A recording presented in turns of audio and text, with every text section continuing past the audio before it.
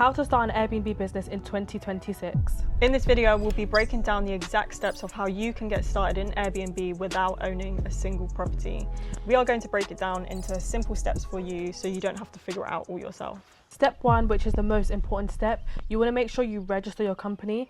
We registered our company using Companies Made Simple. It literally cost us £115? Yeah, this should take around 24 hours to verify. Once your company is all set up, you'll then go on to step 2. Step 2 is you want to register your business bank account. It's very simple to do. You can do your research and see which one you prefer to use. Okay, step 3, before you get on the phone to landlords, you really want to understand what to actually say to them, because I always say to literally everyone, there's no point starting this business and getting on the phone to landlords without knowing exactly what to say. Otherwise, you're just going to lose. You're going to waste time, number one. The landlord's just not going to take you serious because he or she's just going to be thinking you don't know what you're talking about.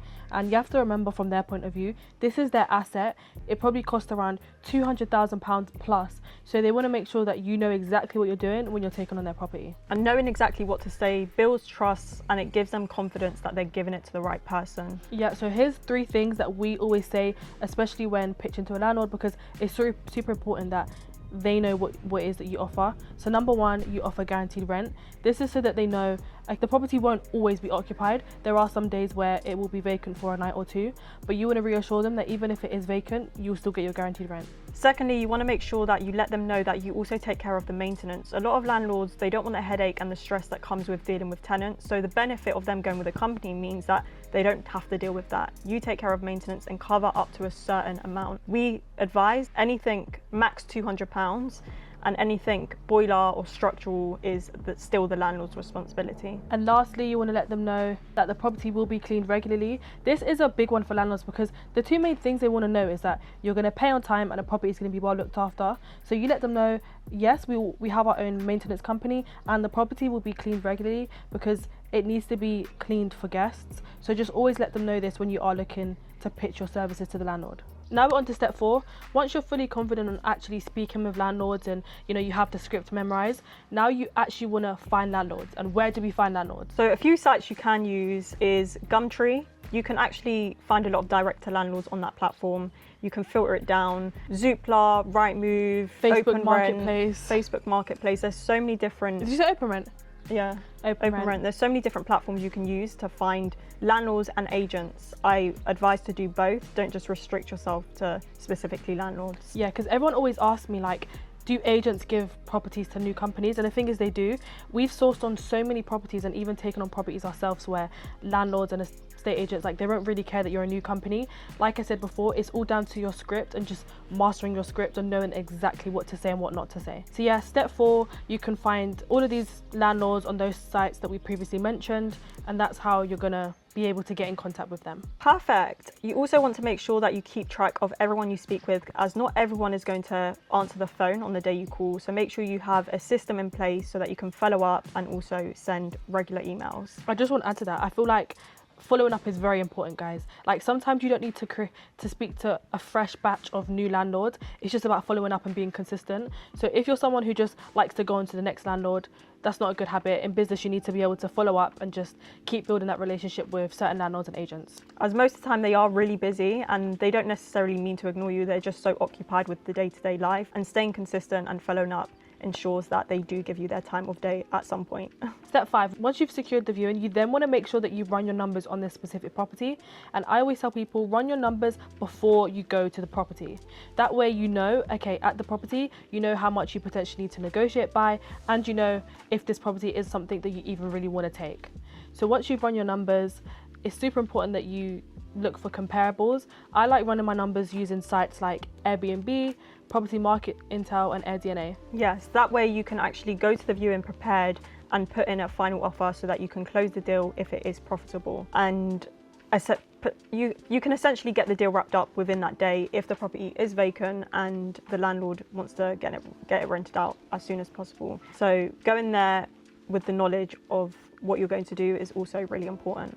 Now we're on to step 6. This is where the fun begins and the exciting stuff happens. It's all about furnishing the property, getting creative and actually bringing it up to a hotel standards so that you can start hosting guests. We like to use Pinterest for inspiration, so you can go on Pinterest and also look at your competitors in the area, see how they're staging their property and get some inspired interior from them as well. Yes, guys, make sure that you're not lazy with staging. I feel like this is so important, guys, because a lot of guests book your property based on obviously the photography and the staging.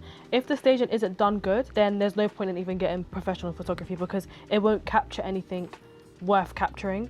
So definitely don't just buy anything. Have vision boards. If you can't stage, hire an interior designer. Just make sure that you do things properly because it's your business. You're not starting this business just for fun. You're starting it because you want to make money, and you need to do things properly if you want to make money, because if you do things lazy, you're going to get lazy bookings, lazy results, and you're just going to have a lazy business essentially. So don't try to take the shortcut. Yeah, it's not worth it, guys. Not We worth tried. it. Sometimes it's not worth it. Cool. Once you finish with your beautiful staging, because your staging is going to be 10-10, now you want to get professional photography. Yes. Once you've got your pictures, you then want to move on to step 7, which is listing your property on sites like Airbnb and booking.com. And also there's so many other sites that you can also leverage off to get the long-term bookings as well. So list your properties, ideally prior to key collection, because you want to make sure that during the staging process, you're still accepting bookings. Just make sure that you block out the dates where the property isn't available.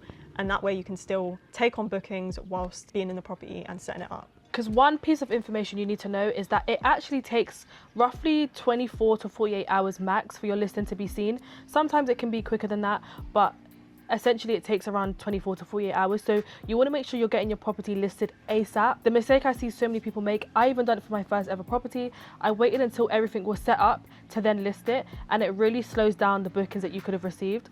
It took me 7 days to set up, but if I'd have listed the property as soon as I got the keys, I would have had literally a week longer of my Airbnb being listed instead of waiting until I was completely done with everything. And that's a mistake I see literally so many people make. Yeah, and a lot of people do want to prioritize setting up, which I'm not saying don't do, but also prioritize an hour of your time to just list a property, and then you've got all the rest of the time and days to set up. Okay, step 8, guys. So your property is set up, you've got professional photography, everything looks good, you've hopefully listed it on Airbnb. Now what do you do? Now you can start taking bookings. You can start accepting bookings and accommodating your guests. And you can also start to have systems in place. So maybe think about getting a channel manager.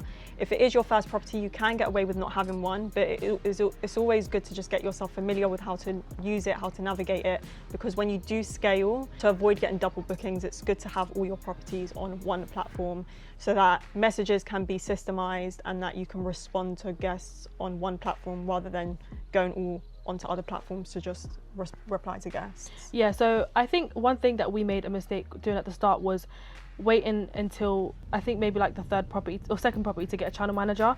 I always say it's important, I'd say just get one at the start, because it's easier to just do it at the start, that way you're familiar. Whereas if you have 5 units, now you have to start getting used to, you know, listing 5 different units. So at least if it's just one and you're just gradually listing one on each channel manager, then it becomes a lot easier. Does that make sense? Yeah, it's just familiarizing yourself with the platform and knowing how to navigate it.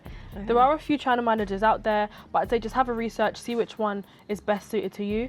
We've gone through quite a few channel managers, but yeah, so it's all about personal preference. Yeah, as well. They're all different, but yeah, personal preference. One thing that I think we forgot to mention was also pricing.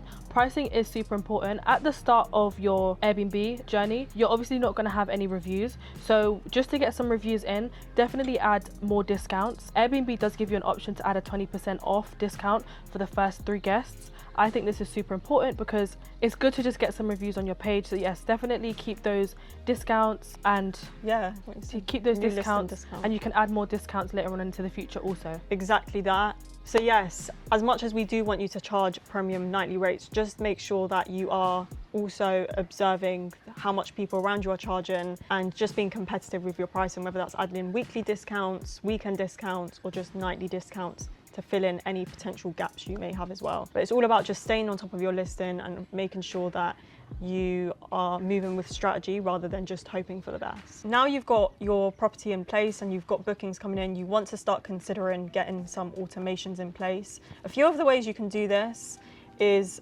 getting a reliable cleaning team. I know you may want to be as hands-on as possible at the start to possibly, I don't know, save money or just have a bit of fun, but The quicker you systemize your business, the more it becomes a business rather than you just being so involved in being an employee of the business. Exactly. You want to make sure you are overseeing your business and actually being the CEO of your company. So make sure that you do hire a reliable cleaning team. You can look on WhatsApp groups if you are struggling to find, because I know a lot of people say, oh, like, where do I find cleaning team?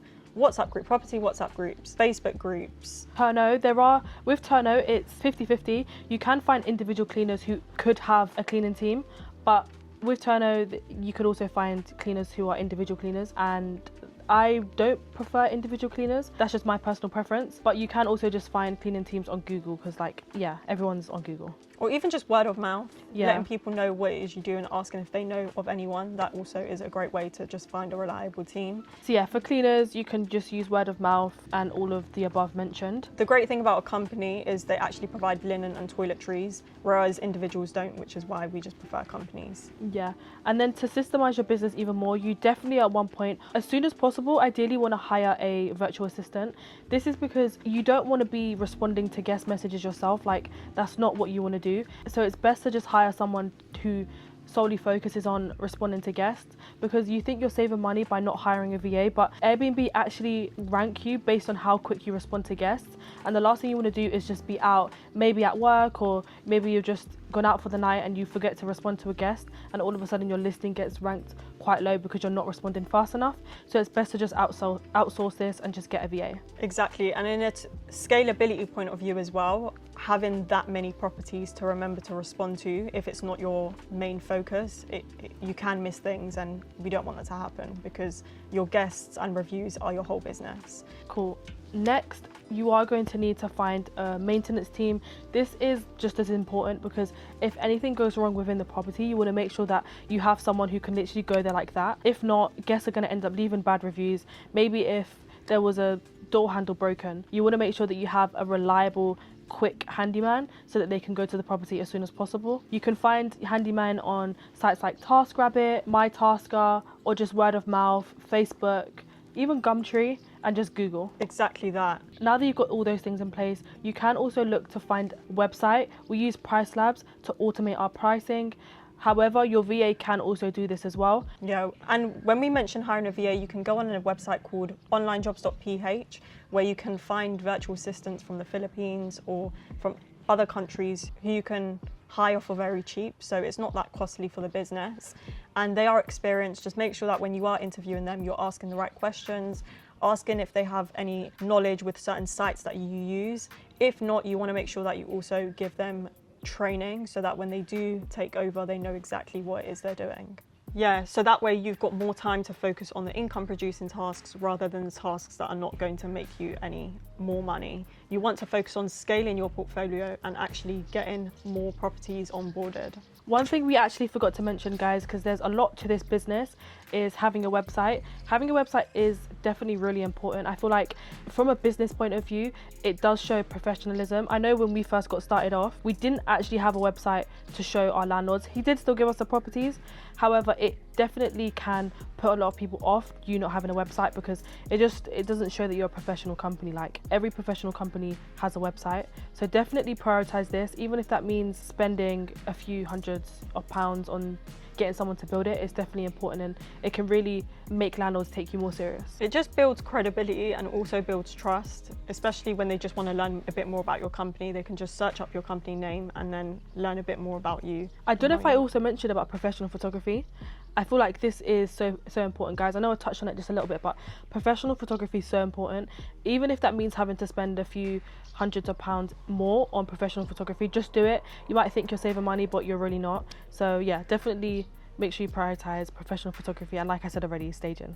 Yes. But yes, guys, we hope this video was super insightful, and if you do have any questions that you are unsure of, because there's so much to this business and there's some steps we probably did miss, comment any questions you do have below. But we hope this video has inspired you and helped you to get a better understanding of how you can actually start and scale your Airbnb businesses. And make sure that you're no longer sitting on the idea and actually start taking action to make things happen for yourself and your own property business. So yes, guys, for more information you can find me at Propertybyshanna on all pages, and Propertywithdeana on all social media platforms as well. And our new page, guys, DianaandShana.clips on TikTok, because our old page got deleted. So make sure you follow along and ask any questions, and also subscribe if you haven't already to the channel, because we'll be uploading a lot more videos more often. Bye guys.